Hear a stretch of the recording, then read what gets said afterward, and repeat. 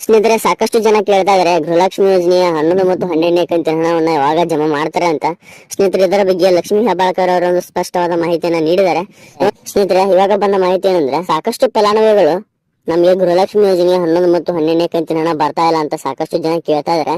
ಸ್ನೇಹಿತರೆ, ಇದರ ಬಗ್ಗೆ ಸ್ಪಷ್ಟವಾದ ಮಾಹಿತಿಯನ್ನು ತಿಳಿಸ್ಕೊಡ್ತೀನಿ, ಈ ಒಂದು ವಿಡಿಯೋನ ಸಂಪೂರ್ಣವಾಗಿ ನೋಡಿ. ಸ್ನೇಹಿತರೆ, ಇಲ್ಲಿಯವರೆಗೆ ಯಾರ ಖಾತೆಗೆ 10ನೇ ಕಂತಿನ ಹಣದವರೆಗೂ ಹಣ ಜಮಾ ಆಗಿದೆ ಅವರಿಗೆ ಯಾವುದೇ ತೊಂದರೆ ಇಲ್ಲದೆ ಗೃಹಲಕ್ಷ್ಮಿ ಯೋಜನೆ ಹಣ ಜಮಾ ಆಗುತ್ತದೆ. ಇನ್ನು ಯಾರ ಖಾತೆಗೆ ಗೃಹಲಕ್ಷ್ಮಿ ಯೋಜನೆ 5ನೇ ಕಂತಿನ ಹಣವರೆಗೂ ಜಮಾ ಆಗಿದೆ ನೋಡಿ, ಅವ್ರಿಗೆ ಯಾವುದೇ ಕಾರಣಕ್ಕೂ 11 ಮತ್ತು 12ನೇ ಕಂತಿನ ಹಣ ಜಮಾ ಆಗುವುದಿಲ್ಲ. ಸಮಾಜ ಕಲ್ಯಾಣ ಇಲಾಖೆಗೆ ಭೇಟಿಯನ್ನು ನೀಡಿ ನಿಮ್ಮ ಅರ್ಜಿ ಸಲ್ಲಿಸಿದಂತಹ ಸ್ಥಿತಿಯನ್ನ ಚೆಕ್ ಮಾಡ್ಕೊಳ್ಳಿ. ಸಾಕಷ್ಟು ಸಚಿವರು ಗೃಹಲಕ್ಷ್ಮಿ ಯೋಜನೆ ಹಣವನ್ನ ಜಮಾ ಮಾಡ್ತೀವಿ ಅಂತ ಹೇಳ್ತಾ ಇದಾರೆ, ಆದ್ರೆ ಯಾವಾಗ ಜಮಾ ಮಾಡ್ತೀವಿ ಅಂತ ಇನ್ನೂ ಕೂಡ ಯಾರು ಹೇಳಿಲ್ಲ.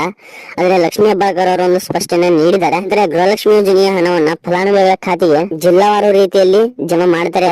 ಎಲ್ಲಾ ಫಲಾನುಭವಿಗಳ ಖಾತೆಗೆ ಹಣವನ್ನ ಜಮಾ ಮಾಡ್ಲಿಕ್ಕೆ ಆಗಲ್ಲ, ನಾವು ಜಿಲ್ಲಾವಾರು ರೀತಿಯಲ್ಲಿ ಹಣವನ್ನ ಜಮಾ ಮಾಡ್ತೀವಿ ಅಂತ ಹೇಳಿದ್ರೆ. ಆದ್ರೆ ಮೊದಲಿಗೆ ಈ 20 ಜಿಲ್ಲೆಯಲ್ಲಿನ ಫಲಾನುಭವಿಗಳ ಖಾತೆಗೆ ಹಣವನ್ನ ಜಮಾ ಮಾಡ್ತಾರೆ. ಆ 20 ಜಿಲ್ಲೆಯ ಹೆಸರನ್ನ ನೋಡ್ಕೊಂಡ್ ಬರೋಣ ಬನ್ನಿ. ಮೊದಲಿಗೆ ಬಾಗಲಕೋಟೆ, ಬೆಂಗಳೂರು ನಗರ, ಬೆಳಗಾವಿ, ಬಳ್ಳಾರಿ, ಬೀದರ್, ಬಿಜಾಪುರ, ಚಾಮರಾಜನಗರ, ಚಿಕ್ಕಬಳ್ಳಾಪುರ, ಚಿತ್ರದುರ್ಗ, ದಕ್ಷಿಣ ಕನ್ನಡ, ದಾವಣಗೆರೆ, ಧಾರವಾಡ, ಗದಗ್, ಗುಲ್ಬರ್ಗ, ಹಾಸನ, ಹಾವೇರಿ, ಕೊಡಗು, ಕೋಲಾರ, ಕೊಪ್ಪಳ.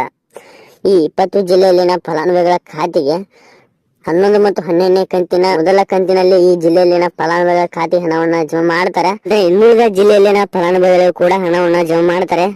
ಯಾರು ಕೂಡ ಟೆನ್ಷನ್ ಮಾಡ್ಕೊಳ್ಳೋಕೆ ಹೋಗಬೇಡಿ. ಲಕ್ಷ್ಮೀ ಹೆಬ್ಬಾಳ್ಕರ್ ಅವ್ರನ್ನ ಇಷ್ಟು ಜನ ಯಾಕೆ ನೀವು ಹಣವನ್ನ ಜಮಾ ಮಾಡಿಲ್ಲ ಅಂತ ಕೇಳಿದ್ದಕ್ಕೆ ಅವರು ಟೆಕ್ನಿಕಲ್ ಇಶ್ಯೂಸ್ ಅಂತ ನಮ್ಗೆ ಹಣವನ್ನ ಜಮಾ ಮಾಡ್ಲಿಕ್ಕೆ ಆಗಿಲ್ಲ ಅಂತ ಹೇಳಿದ್ದಾರೆ. ಇನ್ನು ಮುಂದೆ ಗೃಹಲಕ್ಷ್ಮಿ ಯೋಜನೆ 11 ಮತ್ತು 12ನೇ ಕಂತಿನ ಹಣವನ್ನ ಒಟ್ಟಿಗೆ 4,000 ರೂಪಾಯಿ ಹಣವನ್ನ ಫಲಾನುಭವಿಗಳ ಖಾತೆಗೆ ಜಮಾ ಮಾಡ್ತಾರೆ.